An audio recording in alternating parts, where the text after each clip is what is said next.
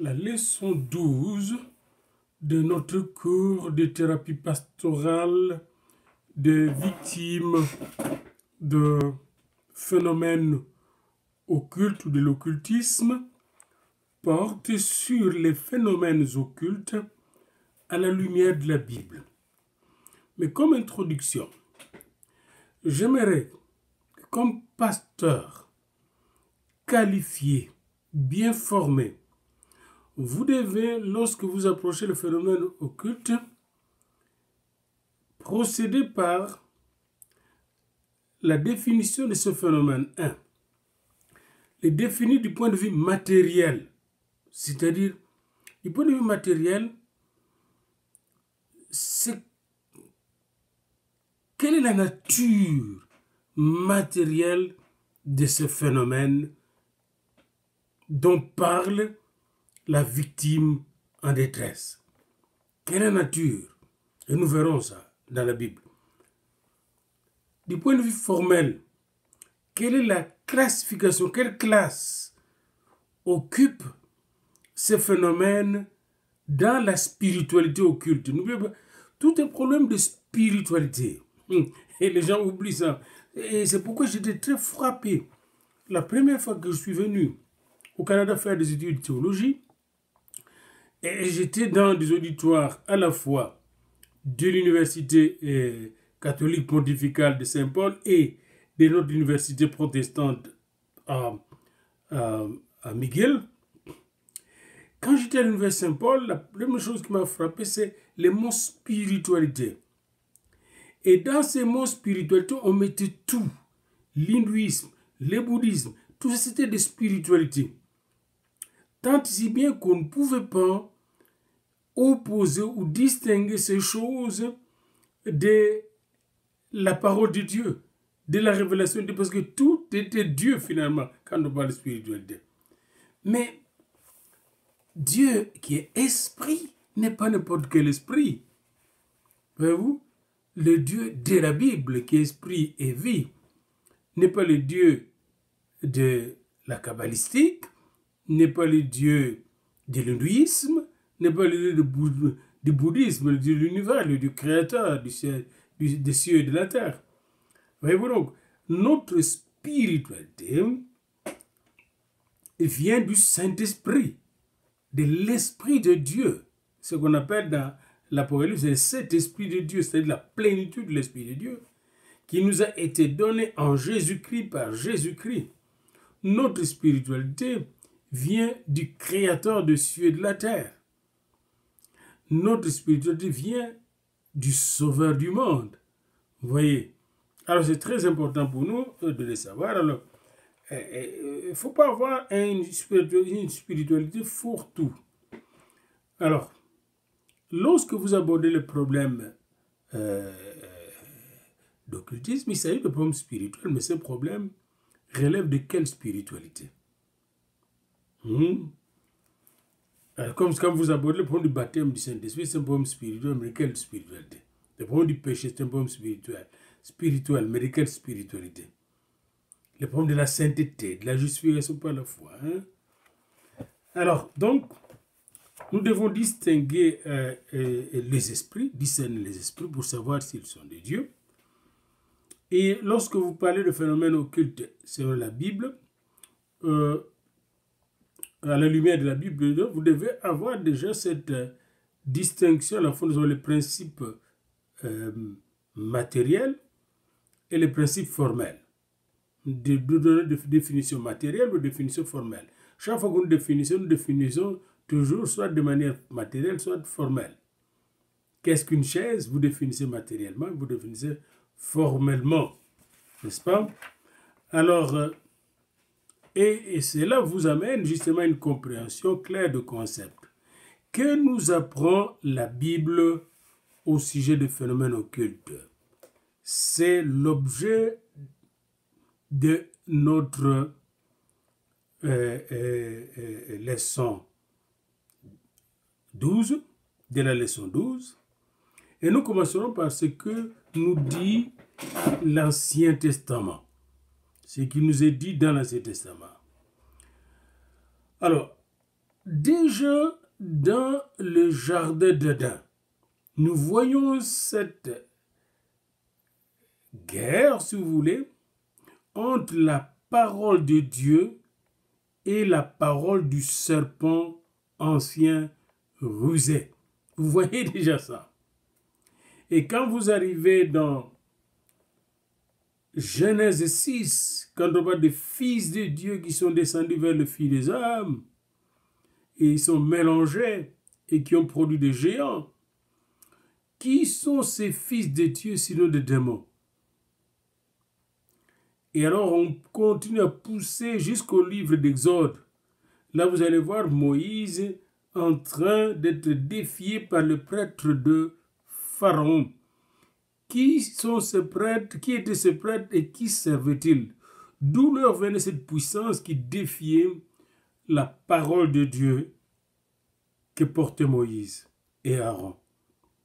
À l'époque de Moïse et des prophètes, un combat se livre dans l'Ancien Testament contre une tendance syncrétiste à l'égard des religions des peuples voisins ou d'éléments païens établis au milieu d'Israël. Nous voyons cela dans l'épisode du veau d'or. Et déjà, quand vous allez dans le livre d'Exode, vous allez voir que le combat entre Moïse et Pharaon, c'est un combat entre Dieu et les dieux de l'Égypte. Et le fait de tuer, la dernière plaie, on a tué le fils aîné de chaque famille égyptienne, c'était de démontrer que cet enfant qui incarnait le Dieu même, le Dieu soleil, Ra plutôt, cet enfant qui incarnait Dieu Ra, c'est à partir de l'enfant, le fils héritier de Pharaon, incarné Dieu Ra, comme maintenant l'empereur japonais, garde toujours cette représentation superstitieuse et mystique de Dieu soleil qu'il représente. Et bien cet enfant-là, la mort de cet enfant démontrait la puissance de Dieu par rapport au faux Dieu. Alors déjà, nous voyons, et Israël avait tendance à tomber dans le syncrétisme, c'est-à-dire dans le mélange de croyances païennes avec la foi en Dieu. Nous voyons cela dans le récit du veau d'or, comment ces gens-là étaient en train de danser et de dire que c'était ce veau d'or qui les avait sauvés de l'Égypte. Alors c'est très intéressant de voir combien c'est facile pour l'être humain de retomber si bas après avoir même connu le grand Dieu. Alors vous avez ça dans Exode 32. Et c'est très intéressant de voir quand ils étaient en train d'adorer le Dieu, le veau d'or, hein, comment il chantait, il disait que c'était, n'est-ce pas, il dit, voici ton Dieu qui t'a fait sortir du pays d'Égypte. Exode 32, verset 4. Une interprétation subjective et mystique erronée, une spiritualité superficielle. Ce n'est pas ce Dieu, ce veau d'or qui ne marchait pas, qui ne parle pas, qui ne respirait pas, qui les a fait sortir de l'Égypte. Cette tendance au syncrétisme est enracinée dans le penchant à l'occultisme, le penchant humain à l'occultisme. Lui-même, depuis sa chute, est très attiré par l'occulte, ce qui est caché. Les chefs religieux et les conseillers spirituels cherchent constamment à extirper l'infiltration de pareilles influences, mais ce que j'ai constaté qu'à cause aussi de la concurrence qui règne entre les chefs religieux dans tous ces mouvements religieux, Et à cause de cette concurrence, qui devient une concurrence politique, les chefs religieux eux-mêmes finissent par être gagnés par l'occultisme pour rechercher une connaissance qui leur donne le pouvoir et la supériorité sur les autres. Alors, cette controverse est pour nous une mine d'informations sur la magie et la divination de l'entourage d'Israël. La controverse qu'on voit dans les Écritures entre les chefs religieux juifs comme israéliens, comme Moïse, et la population et le roi qui s'abandonnait à l'occultisme constitue pour nous une mine d'informations sur la magie et la divination. Voici en particulier les coutumes païennes qui sont rejetées, combattues dans la Bible. L'espiritisme. L'espiritisme. C'est l'interdiction catégorique dans Deutéronome 18, 11 à 12. Deutéronome 18, 11 à 12. Celui qui interroge les morts est en abomination à l'Éternel. L'espiritisme. Alors, ça c'est la définition matérielle du spiritisme. C'est celui qui interroge le mort. L'espiritisme. L'histoire est de la pythoniste d'Endor dans 1 Samuel 28. Celle qui parlait, la pythoniste d'Endor, la femme qui parlait avec les morts, qui invoquait les morts, et que notre roi Saoul est allé consulter. Cette histoire-là est une grande illustration de l'interdiction qui est même juridique d'aller consulter les esprits des morts, d'invoquer les esprits des morts. Relevons ici un fait certain, c'est la consultation de la divineresse qui valut à Saul son arrêt de mort. Et déjà, il avait un esprit mauvais qui l'agitait. Et la consultation de l'esprit de défunt à travers une nécromancienne lui valut l'arrêt de mort. Ésaïe demande, dans Ésaïe 8, 19, ce qui suit, s'adressera-t-on aux morts en faveur de vivants? Est-ce que nous devons nous adresser aux morts en faveur de vivants? C'est ce que font les spirites. Il est tout aussi répréhensible de s'adresser aux idoles que d'interroger les morts. Le roi Acasia, dans 2 Rois 1, de 2 à 3, envoyait lors de sa maladie des messagers à Écron pour consulter Baal-Zeboul.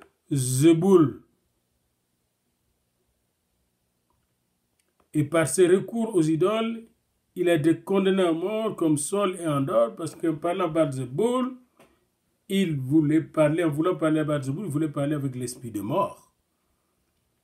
C'est très, très important de noter ça. Et l'idolâtrie est enracinée dans le spiritisme. L'idolâtrie est enracinée dans le spiritisme. C'est assez intéressant de christianisme idolâtre, comment le christianisme idolâtre a développé le culte des saints. C'est de la nécromancie. Vous avez le spiritisme. Vient ensuite, au deuxième rang, la mancie. Nous avons vu la mancie et matériellement on peut le décrire, mais nous savons que nous pouvons formellement distinguer dans la mancie plusieurs mancies. Formellement, nous pouvons le classer. Nous avons la nécromancie, nous avons la chiromancie, nous avons la cartomancie, la géomancie. On peut connaître la divination. Était une pratique courante dans l'Antiquité. L'Ancien Testament en conserve de nombreuses traces, par exemple, dans Genèse 44, 5, Genèse 44, verset 5, il est dit ce qui suit dans Genèse 44. N'avez-vous pas la coupe dans laquelle boit mon Seigneur et dont il se sert pour diviner? Vous avez mal fait d'agir ainsi. Cette question que le serviteur de Joseph posa au fils de Jacob, qui venaient de quitter à peine leur frère, suggère clairement ici que déjà en Égypte, on pratiquait la divination par la coupe. Dans Lévitique 19, 31, notez ça et lisez chaque verset, je vous le donne. Je ne vais pas lire tous ces versets ici. Lévitique 19, 31, Lévitique 20, verset 6, Lévitique 20, verset 27. Lisez ces, voilà, vous allez voir que la mensie est bien connue dans la Bible. Prenons Lévitique 19, verset 31. Ne vous tournez point vers ceux qui évoquent les esprits, ni vers le devin. Ne les recherchez point de peur de vous souiller avec eux. Je suis l'Éternel, votre Dieu. Et vous avez Lévitique 20, verset 6. Si quelqu'un s'adresse aux morts et aux esprits, si quelqu'un s'adresse aux morts, laissez-moi mettre ma Bible plus près de ma chair. Si quelqu'un s'adresse aux morts, Lévitique 20, verset 6, si quelqu'un s'adresse aux morts et aux esprits pour se prostituer à eux, je tournerai ma face contre cet homme, je le retrancherai du milieu de son peuple. Vous vous sanctifierez et vous serez saints, car je suis l'Éternel votre Dieu. Avouez qu'on y est dans Lévitique toujours 20, 27. Si un homme ou une femme ont en eux l'esprit d'un mort, donc il y a des gens, déjà dans la situation, vous savez qu'il y a des gens qui étaient possédés d'esprit de mort. La possédation ne date pas du Nouveau Testament. Si un homme ou une femme ont en eux un esprit de mort, ou un esprit de divination, voyez-vous, l'esprit de mort ou un esprit de divination, ils seront punis de mort, on les lapidera, leur sang retombera sur eux. Et vous allez voir dans le Nouveau Testament l'avantage, c'est qu'on peut les délivrer au lieu de lapider. Alors, si un homme ou une femme ont en eux l'esprit de mort, l'esprit de mort, si un homme ou une femme ont en eux l'esprit de mort ou l'esprit de divination. Alors vous avez Deutéronome 18, 10 à 12, 1 Chronique 10, verset 13. Notez et lisez chaque verset s'il vous plaît. Ésaïe 44, 25. Ésaïe 44, 25. Jérémie 29, verset 8 à 9. Ézéchiel 21, verset 26, Osée 4, verset 12, Michée 3, verset 6 à 7, Zacharie 10, verset 2.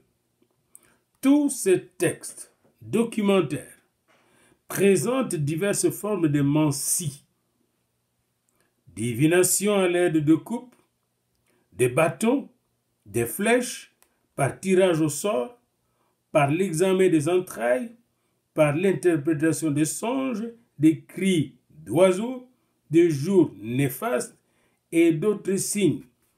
Le culte des astres, l'astrologie est particulièrement mentionné. Deutéronome 17, 2 à 5, 2 Rois 17, 16 à 17, Ésaïe 47, 9 à 14. La loi condamne à mort l'apostat qui s'adonne à la mensie païenne. La loi condamne à mort l'apostat qui se livre à la mensie païenne. Et c'est très important de le savoir. Exode 22, 12. Lévitique 20, Exode 22, 12, Lévitique 20, 20 6, 27. Lévitique 20, 20. Deutéronome 17, 5. Alors j'aimerais que vous puissiez, et nous verrons ça ensemble avec vous, voir dans le livre de Daniel au chapitre 2, nous verrons la classification des différents magiciens, n'est-ce pas, qui étaient à Babylone. C'était vraiment une classe bien organisée. Alors nous avons vu le spiritisme, la mancie dans la Bible, et maintenant nous allons voir la magie. Vous connaissez vous-même les définitions. Alors, j'aimerais déjà dès maintenant vous poser la question de définir qu'est-ce que le spiritisme, qu'est-ce que la mancie, et maintenant la magie, qu'est-ce que la magie, et les deux sortes de magie qu'on distingue. Je viens d'entendre en Afrique, ils ont découvert qu'il y avait aussi la magie rouge. Franchement, on aura tous les noms. Mais tout cela, c'est les menteurs. Il n'y a pas de magie rouge, il n'y a pas de magie blanche, il n'y a pas de magie noire. Il y a la magie. Et dans cette magie, on peut soit l'utiliser pour faire mal, pour nuire, ou pour faire semblant de chercher le bonheur de quelqu'un le protéger. La magie, dans le paganisme antique, comme de nos jours, chez le peuple, moi je dirais pas le primitif, parce qu'il existe ici, lui, il dit dans son livre chez le primitif, mais la magie existe plus en Allemagne, où il était, qu'ailleurs. Les conjurateurs constituaient une corporation bien déterminée. Les magiciens forment une corporation bien déterminée, reconnue dans beaucoup d'États même dits développés ici. Moïse s'est heurté à eux en Égypte. Ils étaient bien organisés en Égypte autour de Pharaon. Et même maintenant, les magiciens sont les plus organisés autour des chefs d'État et des chefs militaires et des hommes d'affaires. Lisez Exode 7, 11, Exode 22, Exode 8, 3. Comment les magiciens d'Égypte étaient organisés. Aussi bien d'après la loi Deutéronome 18, 11, que selon les prophètes Ésaïe 47, 9 à 12, une telle corporation est condamnée en Israël. Était condamnée en Israël. C'est à cause des magiciens que la colère de Dieu s'est abattue sur son peuple. Ésaïe 47, 9. Quand vous allez à Babylone, vous allez voir comment les magiciens étaient bien organisés. Et comment, lorsque le roi chaldéen avait des problèmes, il consultait le magicien, les astrologues et les chaldéens. Et ces magiciens, ces astrologues et les chaldéens ne trouvaient pas souvent de réponses aux questions complexes qui se posaient à la conscience du roi. Seul Daniel pouvait résoudre ces énigmes. La magie a donc des limites. 4. Classification de ces phénomènes dans la théologie de l'Ancien Testament. Nous allons maintenant essayer de faire une classification formelle. Nous avons vu des définitions matérielles et ici, vous devez donner aussi la définition de la magie, comme vous donnez la définition de la mancie, la définition du spiritisme. Question de voir si vous avez maîtrisé ce que nous avons vu auparavant et donner aussi la définition de magie, magie noire et magie blanche. Et dites pourquoi le docteur Diafouna dit qu'en fait, il n'y a que la magie, pas noire et blanche. C'est blanc, bonnet, bonnet blanc. Quatrièmement, la classification de ces phénomènes dans la théologie de l'Ancien Testament, c'est-à-dire du spiritisme, de la mancie, de la magie. La signification théologique de la magie païenne chez les Israélites nous est donnée dans le texte de Lévitique 19, 31. Je le lis. Lévitique 19, 31. Ne vous tournez point vers ceux qui évoquent les esprits, ni vers les devins. Ne le recherchez point de peur de vous souiller avec eux. Je suis l'Éternel, votre Dieu. Tous les rites magiques et les modes de divination rapportés dans l'Ancien Testament sont évalués à la lumière du premier commandement du décalogue. D'abord, d'Israélites. D'abord, l'Israélite n'a rien à faire avec les idoles d'Astarté et les esprits, pas plus qu'avec les démons. L'Israël devait rompre avec toutes ces choses, que d'ailleurs leurs ancêtres adoraient en chaldéen, en chaldée plutôt, quand ils étaient des chaldéens. N'oubliez pas que Abraham était chaldéen avant de devenir hébreu. Il doit respecter l'Israélite, doit respecter les limites que son Dieu lui impose à l'égard de coutumes païennes. Moi, je dis à l'égard de coutumes occultes. J'enlève le mot païen de la page 259 de l'auteur du livre. Il doit décider si oui ou non l'Éternel est son Dieu, son Seigneur. Il doit se préoccuper de la réalité de Dieu et non de l'existence des esprits et des démons. C'est pourquoi dans l'Ancien Testament, la magie met Dieu en cause et non pas ces derniers. La magie met Dieu en cause et non pas ces derniers. Cela découle non seulement du premier commandement, mais de bien d'autres textes. Autrement dit, quelqu'un qui pratique la magie, il remet Dieu en question, tout simplement. Dans l'occultisme ambiant, le culte des noms joue un grand rôle. Les noms de la divinité demeurent secrets dans la mesure du possible. Il en était ainsi chez les Égyptiens. Il y avait beaucoup de divinités chez les Égyptiens. Et il est intéressant de voir comment chaque divinité jouait un grand rôle.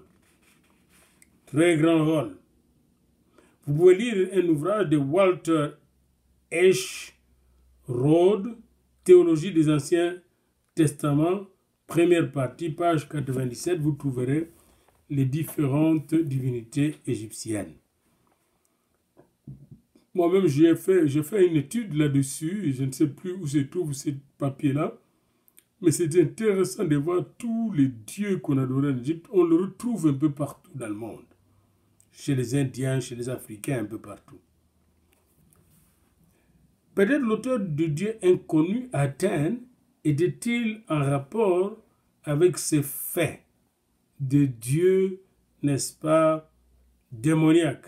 Acte 17, 23, à un Dieu inconnu. Mais celui qui connaissait le nom de la divinité disposait de forces magiques. C'est comme quand on parle de mantra. Dans d'autres sectes, c'est-à-dire on a un nom qu'on vous révèle, qu'on vous donne, vous gardez ce nom-là, et vous ne le dites à personne. Vous avez un lien satanique avec ce nom-là. Un tel culte était fondé sur la croyance en la puissance de la sorcellerie.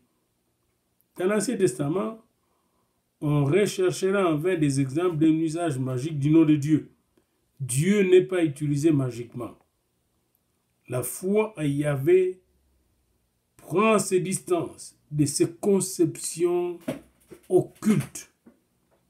On n'entre pas en contact avec Dieu par un truchement magique, mais par une relation personnelle avec lui. C'est là le sens du troisième commandement. Tu ne prendras pas le nom de Dieu, de l'Éternel, ton Dieu, en vain.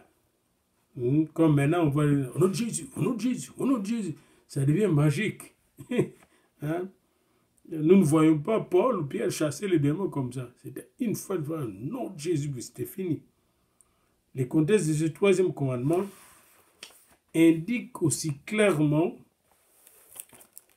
qu'avec l'interdiction de l'usage magique du nom et l'établissement d'une relation directe avec Dieu, c'est sa personne même qui est en jeu, et cette relation nous transforme en temple de Dieu. Vous voyez? Nous ne sommes pas possédés par Dieu, nous sommes son temple. La loi parle donc à l'Israélite de l'Éternel ton Dieu. Vous voyez? C'est un Dieu personnel. Tandis que les occultistes ne peuvent entretenir qu'une relation impersonnelle, neutre, avec une divinité inconnue. Comme on parle de nirvana, qui nous anéantit. C'est à partir d'un tel rapport que doivent être tranchées toutes questions relatives au complexe de la magie divinatoire. Un devin n'a pas une relation personnelle avec ces dieux-là, avec ces esprits. Non. Ces esprits le dominent. Ces esprits le possèdent. Ces esprits le manipulent. Ces esprits abusent de lui. Et j'ai déjà vu un devin qui disait à ces esprits comment il m'a nu, comment il se plaignait, cette devineresse. Alors, il est très intéressant de regarder vous-même dans l'Ancien Testament comment Israël s'est vautré dans l'idolâtrie. Un des livres qui nous intéresse dans ce domaine, c'est le livre de rois, les droits d'Israël. Quand vous allez dans le livre des rois, premier roi, et vous étudiez le roi d'Israël à partir de David, puis Salomon, vous allez constater dès que vous arrivez au chapitre 11, Salomon qui tombe dans l'idolâtrie. Le roi Salomon, verset 7, alors le roi Salomon, 1 roi 11, verset 7, alors le roi Salomon bâtit sur la montagne qui est en face de Jérusalem un haut lieu pour Chemosh, l'abomination de Moab, et pour Moloch, l'abomination des fils d'Ammon. Et il fit ainsi pour toutes ces femmes étrangères qui offraient de parfums et de sacrifices à leur Dieu au pluriel. Et l'Éternel fut irrité contre Salomon parce qu'il avait détourné son cœur de l'Éternel, le Dieu d'Israël, qui lui était paru 2 fois. Il lui avait à cet égard défendu d'aller après d'autres dieux. Mais Salomon n'observa point les ordres de l'Éternel. Et l'Éternel dit à Salomon, puisque tu agis ainsi, et que tu n'as point observé mon alliance et mes lois que je t'avais prescrites, je déchirerai ton royaume, le royaume de dessus de toi, et je le donnerai à ton serviteur. Alors voyez-vous, et quand vous suivez, vous allez dans la suite, vous allez voir ce que Jéroboam va faire, jusqu'à ce que Akab va faire, au temps d'Élie. L'idolâtrie en Juda, comme dans le royaume du Nord, était en sommet. Si vous lisez dans 1 roi 14, vous trouverez cela, Roboam, fils de Salomon, régnant sur Juda, n'est-ce pas? Et Juda fit ce qui est mal aux yeux de l'Éternel. Ils se bâtirent eux aussi de hauts lieux avec des statues, avec des idoles, sur toute colline élevée et sous tout arbre vert. Il y eut même des prostituées dans le pays. Ils imitèrent toutes les abominations des nations avec l'Éternel. C'est des prostituées religieuses. Et c'est très, très intéressant de voir cela. Et au chapitre 18, Élie va avoir une confrontation avec les prophètes de Baal-Zéboul. Donc, vous voyez comment les magiciens ont finalement pris le contrôle d'Israël. Israël qui avait les oracles de Dieu depuis Abraham, Isaac, Jacob, Moïse, Josué, les différents juges pendant environ 300 ans, David, ils ont eu l'occasion, jusqu'à Salomon, ils ont eu l'occasion d'avoir la parole directe de Dieu. Israël est tombé bas à cause de la magie, du spiritisme, de la divination, de la mancie. Quand nous arrivons dans le Nouveau Testament, Et c'est très important de voir. Les phénomènes occultes sont dévoilés de manière beaucoup plus claire. Alors que dans l'Ancien Testament, on montre ce phénomène tel qu'il subsiste en Israël et chez les différents peuples qui étaient en relation avec Israël. Dans le Nouveau Testament, on montre ce phénomène en confrontation avec Jésus-Christ. Vous voyez? On ne voit pas, après la confrontation de Moïse avec le représentant de l'occultisme en Égypte. Il faudra attendre l'avènement d'Élie pour voir la confrontation entre les occultistes et le représentant, le prophète de Dieu. Dans l'Ancien Testament, c'est les deux confrontations que nous voyons clairement, très clairement, entre les occultistes et les représentants du vrai Dieu, du vrai esprit. Mais dans le Nouveau Testament, nous voyons la confrontation dès le départ autour de Jésus-Christ.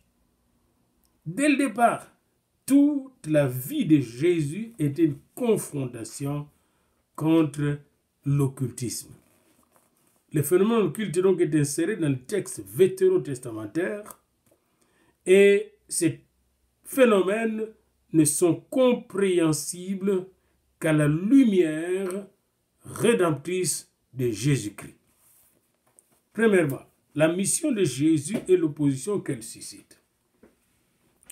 L'apparition de Christ marque le début du royaume de Dieu sur toute la terre. Sa royauté se montre dans la nouvelle réalité du salut. Les aveugles voient, les boiteux marchent, les lépreux sont purifiés, les sourds entendent, les morts ressuscitent, la bonne nouvelle est annoncée aux pauvres. Matthieu 11, 5. Les captifs sont libérés. Les opprimés sont délivrés. L'année de grâce du Seigneur, de jubilé du Seigneur, commence. Année de libération totale de l'homme par l'homme Jésus. Luc 4, 19. Mais l'adversaire prépare sa contre-offensive. Il met tout en œuvre contre Jésus. Le gouvernement du pays, les théologiens, les prêtres, le peuple, même un de ses propres disciples et le juge romain vont être utilisés par le prince des ténèbres, le chef de tous les occultistes, pour arrêter Jésus, pour éliminer Jésus-Christ. Et l'occultisme avait déjà envahi même le temple de Jérusalem et les milieux religieux. Alors c'est très important de voir comment